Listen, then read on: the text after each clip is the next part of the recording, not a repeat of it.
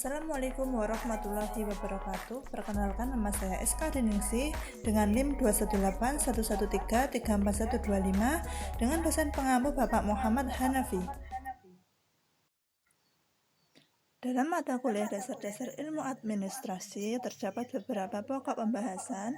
Di antaranya adalah berpikir rasional terkait administrasi, pengantar administrasi, filosofi administrasi, pola perkembangan ilmu administrasi dan manajemen, ilmu organisasi, ilmu manajemen, kemudian sistem manajemen, kesembilan administratif manajemen, kemudian administrasi publik, yang terakhir adalah administrasi bisnis. Yang pertama tadi yaitu berpikir rasional terkait administrasi. Apa itu? Berpikir secara modern yang realistis, berpikir tanpa emosi, tanpa memakai perasaan, dan berpikir dengan mengolah fakta-fakta yang ada. Ada 5 cara manusia berpikir dalam kehidupan sehari-hari secara normal. Yang pertama adalah berpikir secara melamun, kedua berpikir secara mengingat, berpikir secara imajinatif, keempat berpikir secara tastis atau mengakali, dan yang terakhir adalah berpikir secara percaya.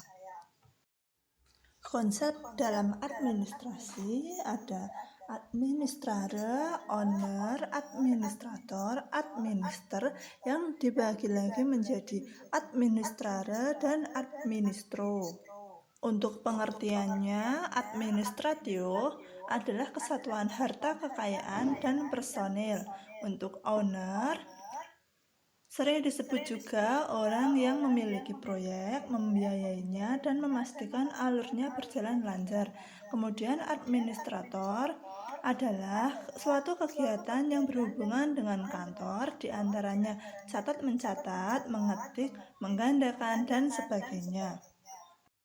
Yang keempat ada administer, yaitu dilakukan oleh administrator terhadap pemilik atau majikan dengan konsep melayani, menaati terhadap majikan atau pemilik, melaksanakan kegiatan selaras dengan kebijakan atau kehendak pemilik atau atasan, menaati prosedur dan formalitas tertentu.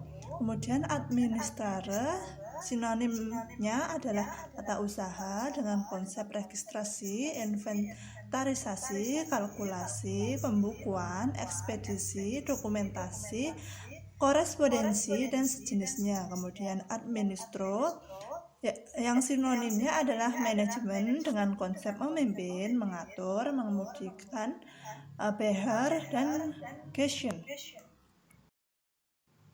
Filosofi administrasi.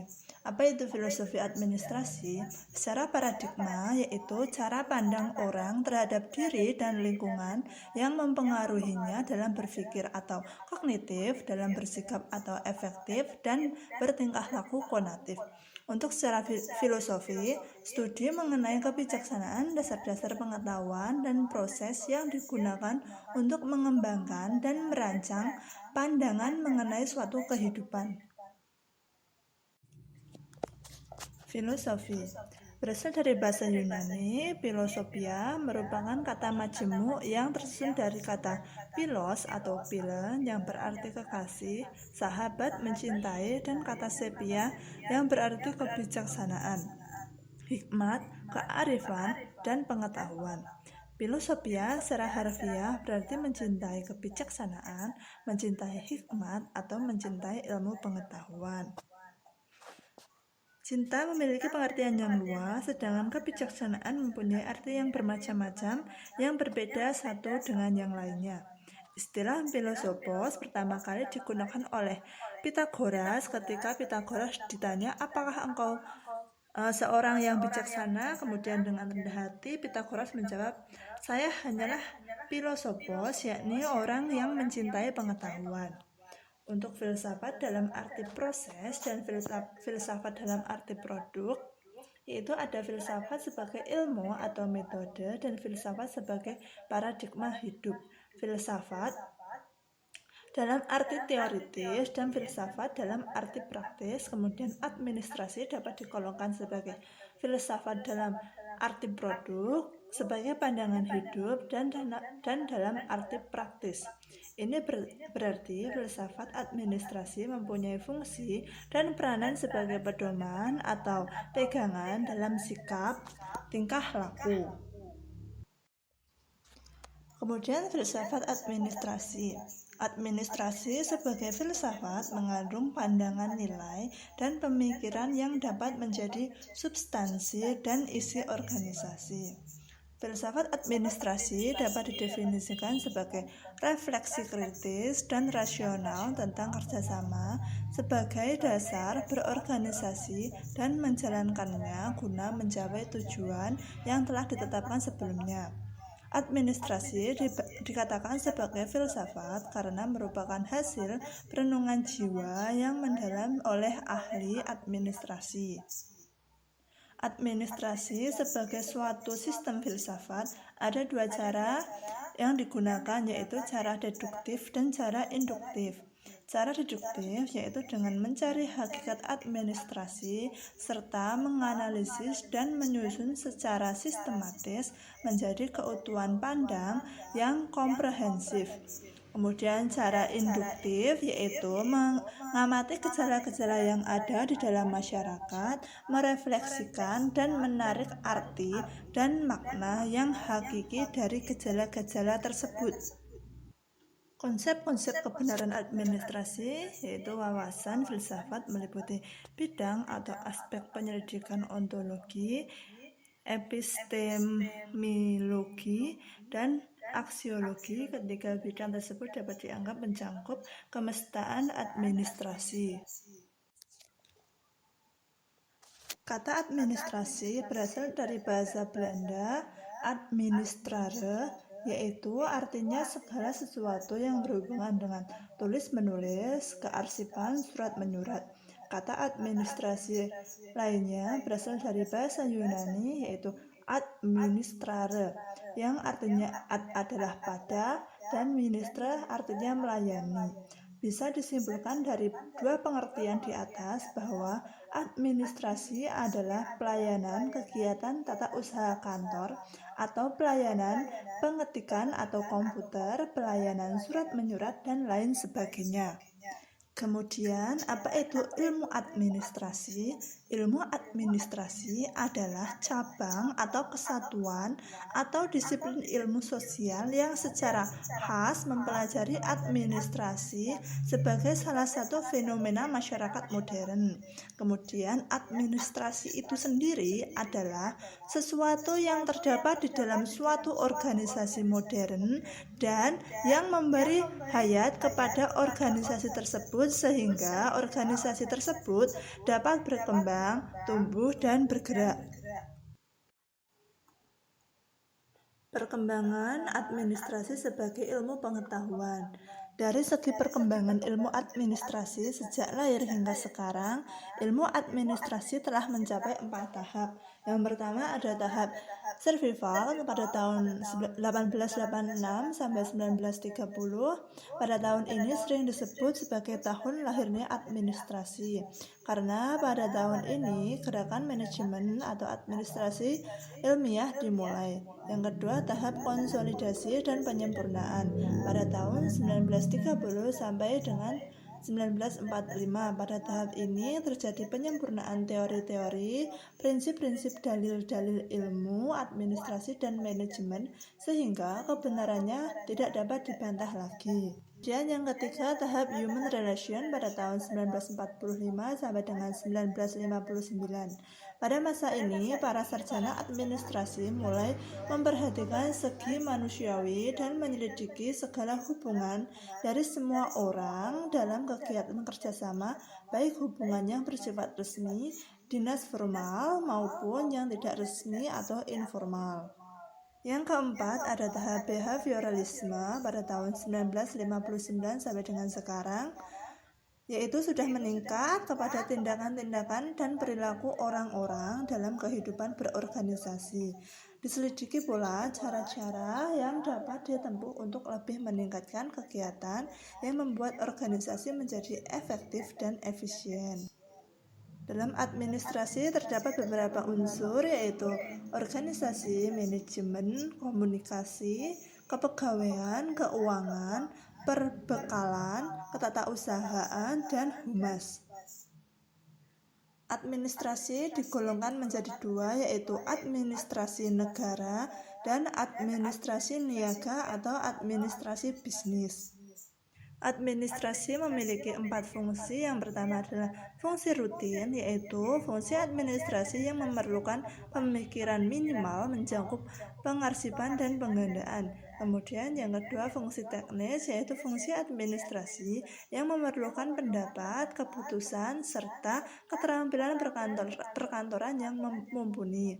Kemudian fungsi analis, yaitu fungsi administrasi yang memerlukan cara berpikir kritis dan kreatif, serta kemampuan memutuskan suatu dengan tepat dan cepat.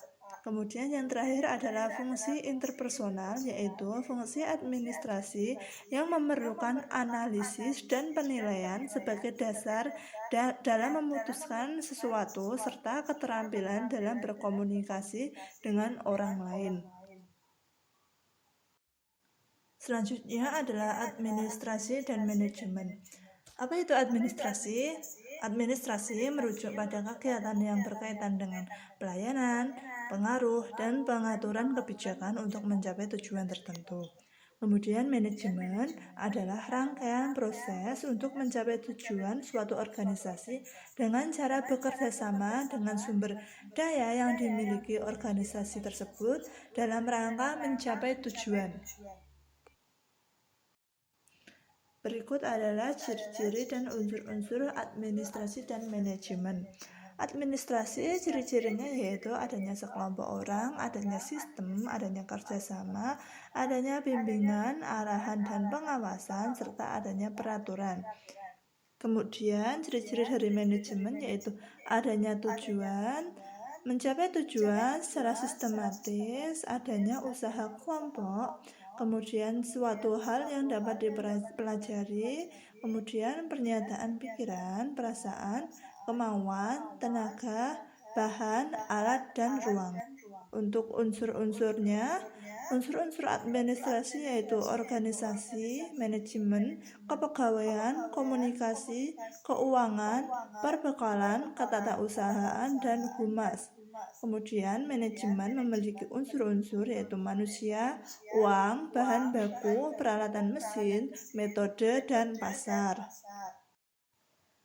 Dari penjelasan administrasi dan manajemen dapat disimpulkan yaitu yang pertama, administrasi sebagai tindakan mengelola seluruh organisasi oleh sekelompok orang. Kedua, administrasi merupakan kegiatan tingkat tinggi. Ketiga, administrasi mengambil semua keputusan penting dalam organisasi.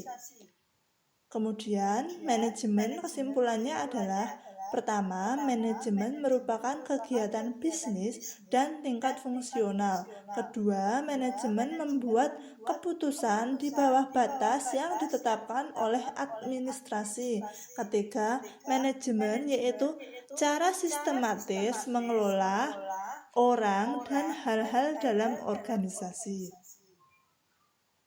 Selanjutnya adalah ilmu organisasi. Secara etimologis, organisasi berasal dari bahasa Latin yaitu organum. Kemudian dari bahasa Yunani yang berarti organon, artinya adalah alat, anggota, bagian, atau badan. Untuk pengertian organisasi merupakan suatu bentuk kerjasama antara sekelompok orang yang telah bergabung dalam suatu wadah tertentu guna mencapai tujuan bersama seperti yang telah ditetapkan bersama. Sebelumnya sudah dijelaskan pengertian dari organisasi. Sekarang, pengertian dari ilmu organisasi adalah sekelompok pengetahuan yang disusun secara teratur dan sistematis berdasarkan kepada suatu prinsip, asas-asas kebenaran yang berlaku secara umum dan dipelajari secara terus-menerus serta mempunyai objek atau sasaran organisasi. Berikut adalah alasan seseorang masuk dalam organisasi. Yang pertama, karena adanya penghasilan, kemudian rasa aman, pengalaman untuk pengembangan karir, kemudian pengakuan status sosial, prestasi, penghormatan, perlakuan, kemudian kesempatan untuk maju, dan pembinaan atau arahan. Organisasi secara statis memiliki arti wadah atau alat, jaringan kerja, dan hierarki jabatan. Kemudian secara dinamis memiliki arti pembagian tugas, sekelompok orang yang bekerja sama dalam organisasi tersebut.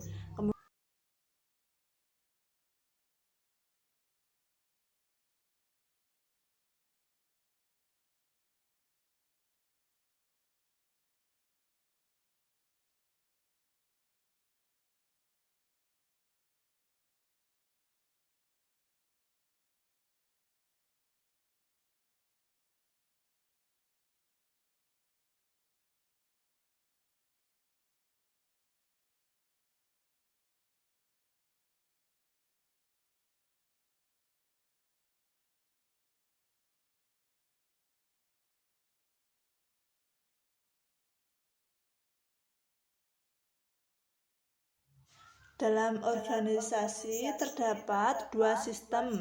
Yang pertama ada sistem terbuka dan sistem tertutup. Apa itu sistem terbuka? Sistem terbuka adalah sistem yang tidak merespon segala sesuatu dari luar dirinya sendiri. Kemudian sistem terbuka adalah sistem yang kegiatannya merespon pengaruh luar atau lingkungan. Untuk materi selanjutnya adalah ilmu manajemen. Manajemen berasal dari bahasa Prancis kuno manajemen yang artinya seni melaksanakan dan mengatur. Kemudian dari bahasa Inggris yaitu to manage yang artinya mengurus atau tata laksana. Kemudian menurut KBBI sendiri, manajemen ada dua pengertian. Yang pertama, orang yang mengatur pekerjaan atau kerjasama di antara berbagai kelompok atau sejumlah orang untuk mencapai sasaran. Yang kedua, orang yang berwenang dan bertanggung jawab membuat rencana, mengatur, memimpin, dan mengendalikan pelaksanaannya untuk mencapai suatu sasaran tertentu. Definisi manajemen adalah suatu ilmu atau seni mengenai perencanaan, pengambilan keputusan, pengorganisasian, pengendalian, dan kepemimpinan segala sumber daya yang dimiliki dan digunakan atau dikelola secara efektif dan efisien untuk mencapai suatu tujuan. Manajemen juga memiliki fungsi, unsur, dan proses. Untuk fungsinya yaitu ada perencanaan. Perencanaan adalah hal pertama yang wajib dilakukan oleh seorang manajer. Dengan adanya perencanaan, manajer mengevaluasi segala tindakan yang sudah dilakukan maupun yang belum. Yang kedua adalah fungsi pengorganisasian. Tujuannya untuk mempermudah proses pengawasan yang dilakukan oleh manajer. Ketiga, fungsi penempatan. Manajer bertugas untuk menempatkan sumber daya yang tersedia sesuai dengan kebutuhan. Keempat, fungsi pengarahan sebagai upaya agar perencanaan yang telah dibuat dapat berjalan dengan lancar. Jadi, pengarahan perlu dilakukan agar segala sesuatu yang dilakukan dapat berjalan sesuai arahan atau rencana. Kemudian yang terakhir adalah fungsi pengawasan. Tujuannya agar kegiatan manajemen dapat berlangsung sesuai rencana. Jika tidak berjalan dengan baik, dapat dilangsungkan proses evaluasi. Namun, jika tujuan manajemen dapat tercapai dengan lebih efektif dan efisien. Untuk unsur manajemen ada manusia, uang, material, mesin, metode, dan pasar. Untuk proses manajemen yaitu berawal dari perencanaan yaitu menetapkan apa yang harus dilakukan perusahaan dan cara terbaik melakukannya. Kemudian, pengorganisasian, yaitu proses menata sumber daya dan kegiatan menjadi struktur yang logis. Kemudian, pengarahan, seorang manajer memandu dan memotivasi karyawan untuk mencapai tujuan perusahaan. Kemudian, pengawasan, proses memantau kinerja perusahaan untuk menjamin perusahaan mencapai sasarannya. Seorang sekretaris penting menerapkan ilmu manajemen dalam bidang administrasi perkantoran, sebab seorang sekretaris tidak hanya mengerjakan tugasnya sendiri, namun sekretaris juga mendapat tugas dan pekerjaan dari seorang atasan. Oleh karena itu, penting bagi sekretaris untuk menerapkan ilmu manajemen agar dapat mengatur segala tugas dan pekerjaannya agar dapat selesai tepat waktu. Lalu, apa hubungan antara manajemen, administrasi, dan organisasi? Hubungan antara administrasi, organisasi, dan manajemen yaitu organisasi dan manajemen adalah saranan dari administrasi. Secara terperinci, hubungan tersebut adalah kepemimpinan merupakan inti dari manajemen. Melalui manajemen, semua kegiatan dikoordinasikan dan diarahkan menuju kepada tujuan yang telah ditetapkan. Dengan demikian, manajemen ada pada setiap tingkat organisasi. Organisasi adalah merupakan wadah atau tempat dilakukannya kegiatan-kegiatan administrasi. Materi yang selanjutnya adalah sistem informasi. Pengertian sistem informasi secara umum yaitu sistem yang menyediakan informasi untuk manajemen dalam mengambil keputusan dan juga untuk menjalankan operasional perusahaan. Berikut adalah fungsi dan manfaat sistem informasi. Untuk fungsi sistem informasi, diantaranya adalah 1. Meningkatkan aksesibilitas data secara efektif dan efisien kepada pengguna tanpa dengan perantara sistem informasi. Yang kedua, menjamin ketersediaan kualitas dan keterampilan dalam memanfaatkan sistem informasi secara kritis. Ketiga, memperbaiki produktivitas aplikasi pengembangan dan memelihara sistem. Keempat, menetapkan investasi yang hendak diarahkan pada sistem informasi. Kemudian yang kelima, mengantisipasi dan memahami akan konsekuensi ekonomi. Keenam, mengidentifikasi kebutuhan mengenai keterampilan pendukung sistem informasi. Terakhir, mengembangkan proses perencanaan yang efektif. Adapun manfaat sistem informasi diantaranya adalah 1. Meningkatkan efisiensi dan efektivitas data secara akurat dan real time. Kemudian kedua, memudahkan pihak manajemen untuk melakukan perencanaan, pengawasan, pengarahan, dan pendelegasian kerja kepada semua departemen yang memiliki hubungan atau koordinasi. Ketiga, meningkatkan kualitas sumber daya manusia karena unit sistem kerja yang terkoordinasi dan sistematis. Keempat, meningkatkan produktivitas dan penghematan biaya dalam organisasi. Berikut adalah jenis-jenis sistem informasi. Sistem informasi memiliki 8 jenis. Kemudian, tujuan sistem informasi adalah untuk menghasilkan informasi. Sistem informasi merupakan data yang diolah menjadi bentuk yang berguna bagi para penggunanya. Data yang diolah pun tidak cukup apabila dikatakan sebagai suatu informasi. Untuk dapat berguna, maka harus tersedia 3 pilar sebagai berikut. Yang pertama adalah relevan atau tepat kepada orangnya, kemudian timelines atau tepat waktu, kemudian akurat yaitu akurat atau tepat nilainya.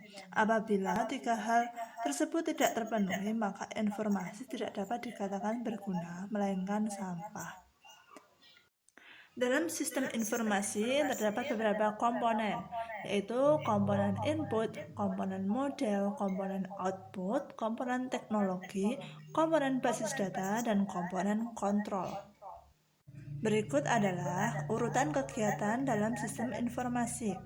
Yang pertama ada input, yaitu menggambarkan suatu kegiatan untuk menyediakan data untuk diproses. Selanjutnya adalah proses. Proses yaitu menggambarkan bagaimana suatu data diproses untuk menghasilkan suatu informasi yang bernilai tambah.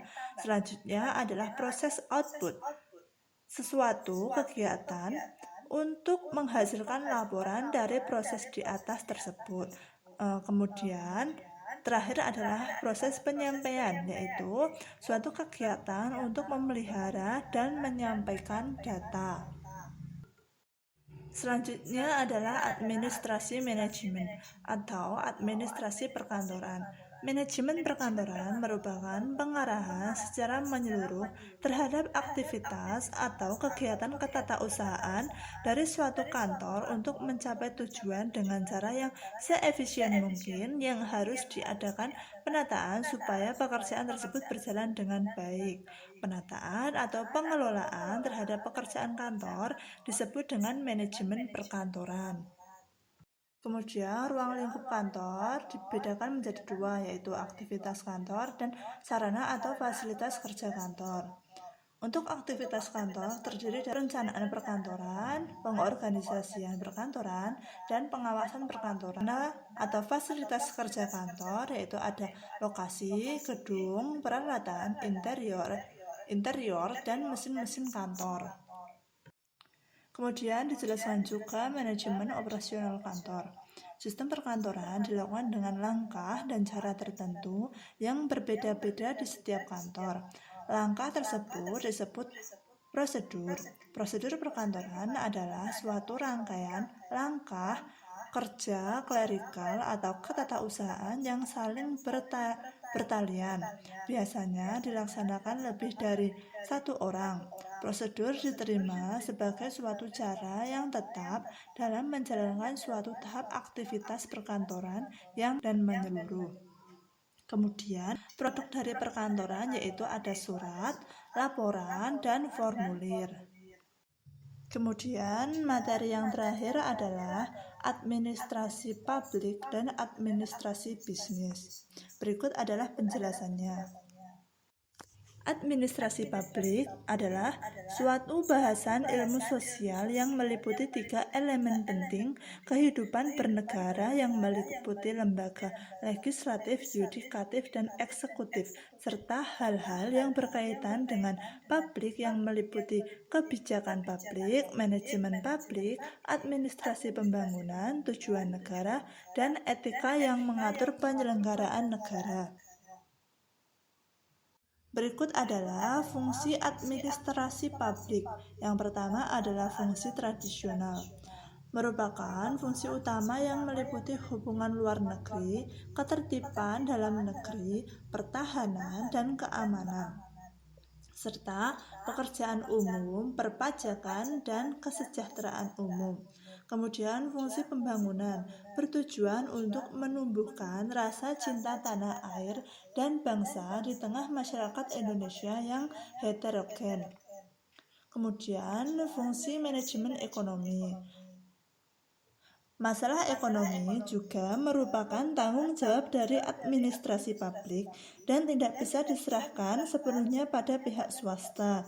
Dalam hal ini, administrasi publik dapat berperan langsung maupun dalam pembuatan regulasi. Kemudian, fungsi yang selanjutnya adalah fungsi kesejahteraan sosial. Pemerintah harus campur tangan dalam meningkatkan kesejahteraan sosial. Hal ini bisa dilakukan dengan memberikan pelayanan masyarakat seperti pelayanan kesehatan, pelayanan jaminan sosial, kesejahteraan sosial, dan perumahan umum. Kemudian fungsi yang terakhir adalah fungsi kontrol lingkungan. Menjaga kelestarian lingkungan alam merupakan salah satu bentuk kontrol lingkungan untuk mencegah terjadinya kerusakan lingkungan. Kemudian berikut adalah pengertian dari administrasi bisnis, yaitu ilmu sosial yang mempelajari tentang proses kerjasama antara dua orang atau lebih dalam upaya untuk mencapai tujuan tertentu. Dengan kata lain, definisi administrasi bisnis adalah ilmu yang fokus pada perilaku manusia. Kemudian, administrasi bisnis adalah seluruh kegiatan dalam organisasi, mulai dari produk barang atau jasa sampai produk tersebut sampai ke tangan konsumen. Untuk tujuan administrasi bisnis yaitu membangun suatu kerjasama yang saling menguntungkan antara dua orang atau lebih dengan memanfaatkan segala sumber daya yang ada. Untuk persamaan antara administrasi publik dan bisnis adalah administrasi publik dan administrasi bisnis atau administrasi niaga merupakan cabang-cabang ilmu sosial. Administrasi publik dan administrasi niaga pada awalnya merupakan cabang ilmu administrasi. Kemudian, kerangka dasar dalam administrasi publik dan administrasi niaga adalah efisiensi. Kemudian, sama-sama memiliki unsur pokok yaitu organisasi, manajemen, komunikasi, kepegawaian, keuangan, perbekalan, ketatausahaan, dan hubungan masyarakat. Berikut adalah perbedaan antara administrasi publik dan administrasi bisnis. Ada beberapa faktor yang membedakannya yaitu faktor tujuan, faktor motif, faktor pelayanan, kemudian wilayah yuridikasi, dan orientasi publik. Berikut yang dapat saya sampaikan, ada kurang lebihnya saya mohon maaf. Wassalamualaikum warahmatullahi wabarakatuh.